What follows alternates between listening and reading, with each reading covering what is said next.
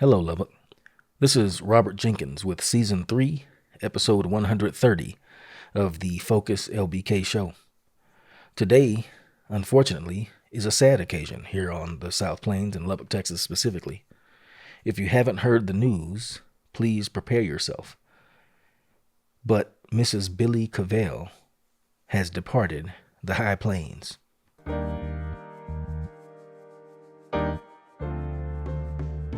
Get ready for news and views from Lubbock, Texas, USA. What's going on and real talk with people who move and do things. This is the Focus LBK Show with your host, Robert Jenkins.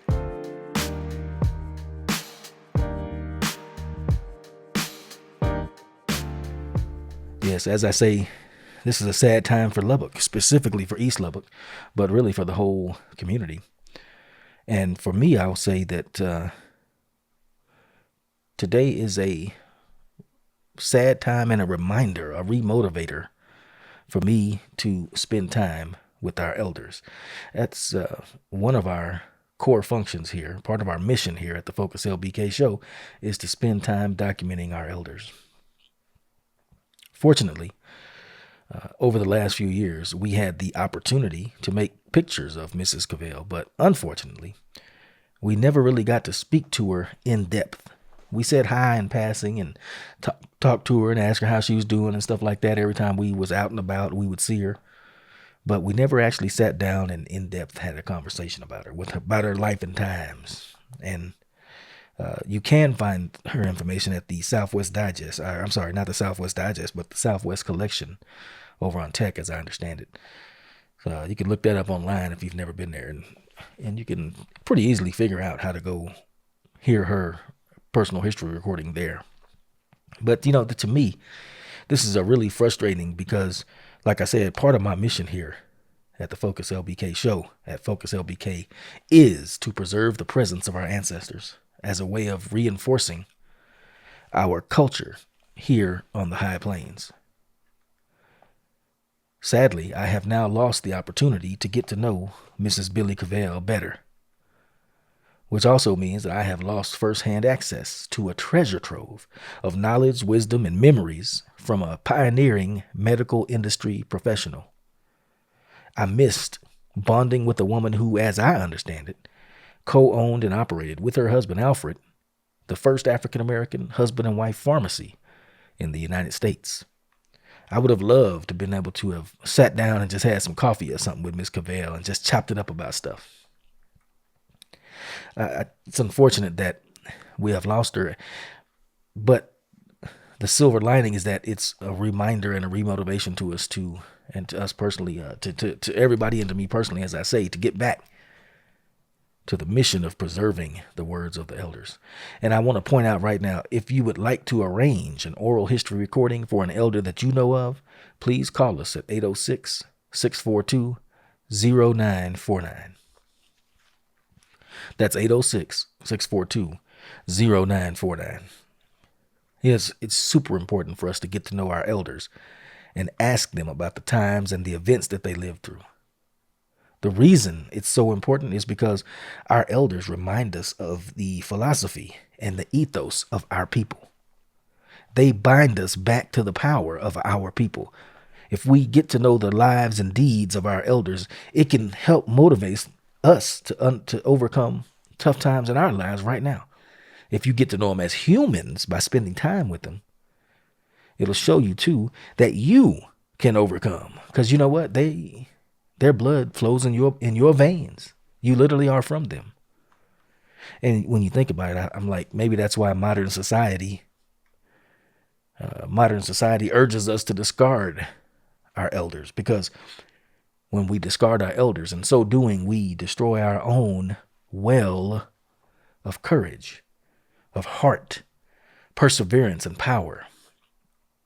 I mean, I personally know that I have been blessed, that I knew my elders and I knew of their deeds and something of their lives. I got to spend time with them. I didn't just know them, I knew them. I give you a perfect example of one of the things that I learned about my elders, of one of many that just helps make me feel fortified inside. there's a story that was told to me when I was a kid, how my grandpa, Robert Jenkins Sr., and my grandma Dorothy Jenkins at that time, Dorothy Parker later on, first Dorothy Parker, then Dorothy Gary at the time of her death. But anyway, my grandma and grandpa lived through a tornado. They literally woke up one night to a tornado, and they had to grab the kids in the darkness with gale force winds whipping all around the house, tearing off the shingles and stuff. They had to find the kids in the dark because it was all, they had lamps back in the days, probably. Barely had any electricity. Electricity was probably out. Whatever they had, it was dark. They run to the kids' room and pick them up. They had 4 kids. They run and pick up 2 and 2, and they start running out the house. And my grandpa was telling me, he say, man, I was getting out of breath running across the yard. There was stuff flying in the air and debris and stuff. And he said, I felt like I was about to give out. And he said, I couldn't understand why I was so tired. He said, when we finally ran across the yard to the storm shelter, we got in there and I looked. And he said, man, I had my 2 oldest boys in my hands. They grown, they feet almost touching the ground. I'm running with them across the yard. He said, and your grandma back there with the 2 babies on her own, that's who I meant to grab. She running, trying to keep up with the 2 babies. I say, man, anyway, grandpa, when he told me about that, it's kind of funny now, right? But he was saying that, when he told me that story, it just helped me realize that, yeah, that vein, that blood, that spirit flows in my veins. We're not perfect. Sometimes you grab the wrong 2 kids, but you get your family through a tornado. So what I'm trying to say to us, Lubbock, is that the passing of Mrs. Billie Caviel has been a reminder to me, and maybe to all of us, that our elders are not just old people. They are people who were once strong and beautiful and courageous and resourceful, just like you might be now. See, the difference is they lived through a Great Depression. They lived through a World War. They lived through the Korean War. They helped make America the powerful, world-leading country that we are to this very day. Although I will say, you look around at the current events, and I'm not so sure how powerful we are, and I'm not so sure how long we're going to stay powerful. But you know what? Looking back through history is instructive even on that front, when you look around at all the crazy stuff that we going through. To me, what we going through right now looks like it's pointing to a realignment. There's a theory called the fourth turning. And the fourth turning is a theory that it comes from a book, actually, called The Fourth Turning by William Strauss and Neil Howe. And in this book, they talk about how they have observed in history that there's a pattern that repeats, a cycle, goes over and over again. It's called a seculum. And what they say the seculum is it's an 80 to 100 year cycle of history, which is driven by 4 generations of people that live in a society at that given time frame throughout those 80 to 100 years. And they have conflicts and motivations and drives. And those conflicts and motivations and drives produce a cycle. And that cycle always culminates every 80 to 100 years, which is the length of time of a long human life, they say. But that cycle, that saculum, culminates in a major transformative crisis, which basically shifts the world or realigns the country or the status quo that we're all used to. One of the authors, Neil Howe, also said recently, not too long ago, that we are in a fourth turning. And he's in the book, they talk about how this fourth turning that we're in started around 2008. And they estimate that it should draw to some kind of violent but regenerative closing or culmination sometime around 2030, if it holds true. It has held true throughout every period of history that these guys studied, and it shows how every 80 years you have a major event like a World War, World War II, the American Revolution, the Great Depression. They go all the way back to like the 1600s, talking about just 80 years. You see 80 to 100 years, a long human life. You see a saculum, this cycle of tension, release, growth, and then destruction occurs. And it seems to be, Well, it definitely explains some of the things that we're seeing right now. When you think about all the people that came before you, your ancestors, your grandparents, fathers too, parents as well, but grandparents especially, excuse me, maybe even your great grandparents, when we think about how they came through all those tumultuous times that they lived through, then we start looking around at these times and we say, oh, high mortgage rates, looming war, general craziness that we see in. Well, maybe this might be the beginning of the hard part. But guess what? You can make it through this. You know why you can make it through this? Because your people were strong. And how do you know your people were strong? Simple. If you came from weak people, you wouldn't be here right now. If you was weak, you wouldn't be here right now. This is the point of knowing your ancestors. They reinforce the culture, the power, the strengths, the weaknesses of your forefathers. Our forefathers right here in Lubbock on the South Plains.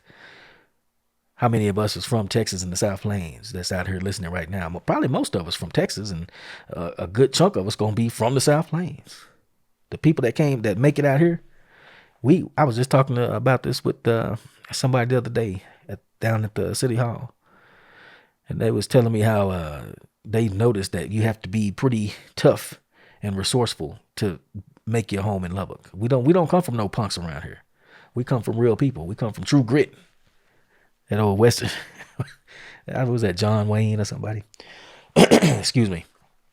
So yeah, that's what studying history and specifically the history of your people, your ancestors. That's why we want to know our elders. That's why we want to heed the words of the elders. That's why we do it here at the Focus LBK show. That's why we have a whole section called Words from the Elders. Trying to preserve that memory, trying to always have access or keep access open to that reservoir of strength and resourcefulness and creativity and spirituality that helps sustain our forefathers. That's what we're trying to do here at the Focus LBK show. LBK, as we mourn the passing of Mrs. Billie Caviel, it's an appropriate time for us to just think about that. Maybe we should rededicate ourselves to getting to know our elders, getting back in contact with our strength and our historical power as West Texans. Please don't let it be too late again. Reach out to the people you know and talk to them. Get with them. Get to know them. We plan to. I want to say, give my condolences to the family of Mrs. Caviel.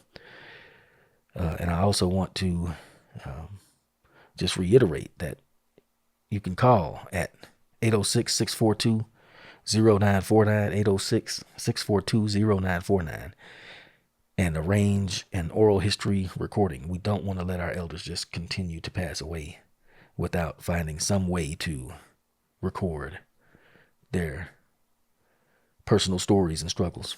LBK, don't let another one pass before you take some action. All right? Okay. Y'all take care. Peace.